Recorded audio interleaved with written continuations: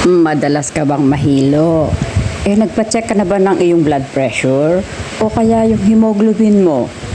Baka naman kulang ka na ng iron. Eto, colitis.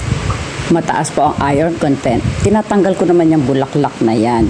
Pero, pwede naman siguro kainin, hindi naman yan lason. Yan po ang sikreto ko. Kaya, ang lakas ko lang. Kahit 60 years old, malakas pa din. Para lang si Papay, kumakain ng spinach.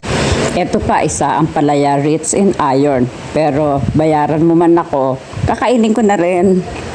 Isa pang dahilan ng pagkahilo ay mata. Kumain ka ng kalabasa, pampalinaw yan ng mata.